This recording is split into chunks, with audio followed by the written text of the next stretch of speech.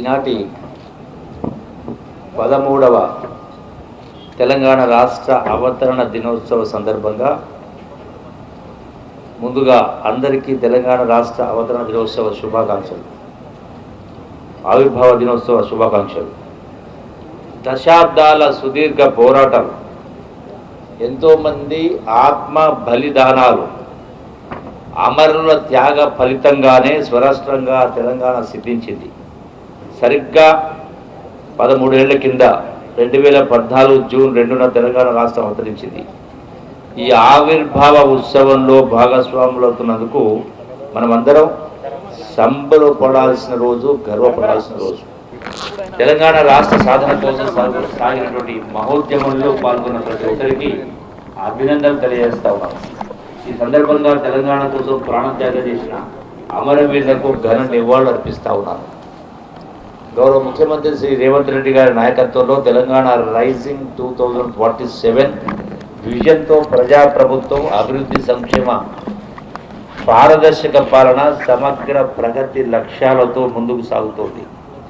గత ప్రభుత్వం చేసిన ఆర్థిక మరియు వ్యవస్థల విధ్వంసాన్ని సరిచేస్తూ పాత అప్పులను, వడ్డీలను కట్టుకుంటూ పాలనను గాడిలో పెడుతూ ఆర్థిక క్రమశిక్షణను పాటిస్తూనే ప్రజలకు ఇచ్చిన వాగ్దానాలను నెరవేర్చడానికి శక్తివంచన లేకుండా కృషి చేస్తున్నాం. ప్రజల ప్రయోజనాలే పరమావధిగా రాష్ట్రాభివృద్ధి ధ్యేయంగా సాగుతున్నటువంటి ఈ ప్రజాప్రభుత్వంలో ఉమ్మడి జిల్లా నుంచి రాష్ట్ర మంత్రిగా ప్రాతినిధ్యం వహించే అవకాశం కల్పించిన ప్రజానీకానికి, ప్రభుత్వానికి హృదయపూర్వక కృతజ్ఞతలు తెలుపుకుంటున్నాను. మహోన్నత చారిత్రక మహబూబ్నగర్ జిల్లా సర్వతోముఖాభివృద్ధికి అనేక పథకాలు, కార్యక్రమాలు రూపొందించి అమలు చేయడం జరుగుతున్నది. ఇక్కడి ప్రజల జీవన ప్రమాణాలు పెంచి అభివృద్ధి ఫలాలు అందరికీ పంచే కార్యక్రమం అసిధారాప్రతంగా మహాయజ్ఞంగా కొనసాగుతున్నది. రాష్ట్ర అవతరణ దినోత్సవం సందర్భంగా మహబూబ్నగర్ జిల్లాలో అమలవుతున్న అభివృద్ధి, సంక్షేమ కార్యక్రమాల పురోగతిని మీ ముందు ఉంచుతున్నాను.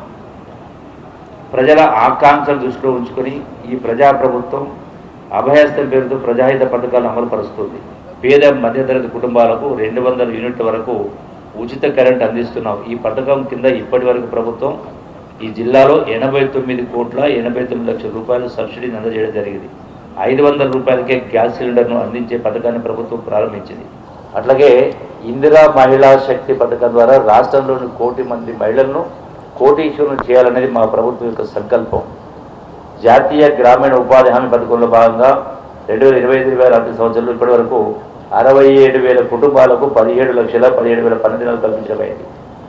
అట్లాగే ఇందిరమ్మ ఇళ్ల పథకం, ప్రతి కుటుంబానికి సొంత ఇల్లు ఉండడం వారి ఆత్మగౌరవానికి చిహ్నం. దీన్ని గుర్తించి ప్రభుత్వం ఇందిరమ్మ ఇల్లు అనే పవిత్రమైన ఒక బృహత్తర కార్యక్రమాన్ని ప్రారంభించింది.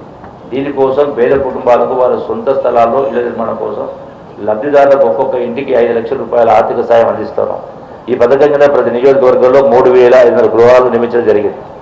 ఇప్పటికే నిన్ననే గౌరవ ముఖ్యమంత్రి గారు ఆసిఫాబాద్ జిల్లాలో ఈ 4,50,000 అదనంగా మళ్ళొక 2,50,000 ఇళ్లను నిన్న ప్రకటించడం జరిగింది. ఈ శరవేగంగా ఈ నిర్మాణాలు జరుగుతూ ఉన్నాయి. 552 కోట్ల అంచనా వ్యయంతో ఈ యొక్క మహబూబ్నగర్ జిల్లాలో 11,035 ఇళ్లు మంజూరు చేయడమైంది. ఇప్పటి వరకు 8,523 ఇళ్ల నిర్మాణ పనులు మొదలై వివిధ దశల్లో ఉన్నాయి. సన్నవడ్లకు 500 రూపాయల బోనస్. వరి ధాన్యం కొనుగోలుకు సంబంధించి జిల్లాలో ఇప్పటి వరకు ఖరీఫ్ 2025-26 సీజన్ సంబంధించి 1,43,844 మెట్రిక్ టన్నుల వరి ధాన్యాన్ని 28,604 మంది రైతుల నుండి కొనుగోలు చేయడమైంది. మహిళల్లో కూడా యంగ్ ఇండియా ఇంటిగ్రేటెడ్ పాఠశాల ఏర్పాటు చేయబోతున్నాం. అట్లాగే విద్యార్థులకు బ్రేక్ఫాస్ట్ పథకం ఈ విద్యా సంవత్సరం జూన్ 12వ తేదీ నుంచి ప్రీ ప్రైమరీ నుండి ఇంటర్మీడియట్ వరకు చదువుతున్న విద్యార్థులకు నాణ్యమైన పోషకాలతో నూతనంగా బ్రేక్ఫాస్ట్ పథకాన్ని ప్రారంభించాలని ప్రభుత్వం నిర్ణయించింది. రేవంత్ రెడ్డి గారు 4వ తారీఖున 5వ తారీఖున ఈ యొక్క పాలమూరు జిల్లాలో ఉన్నటువంటి సాగునీటి ప్రాజెక్టుల యొక్క సత్వర పూర్తి కోసం మరి ముఖ్యమంత్రి గారు విచ్చేస్తున్నారు.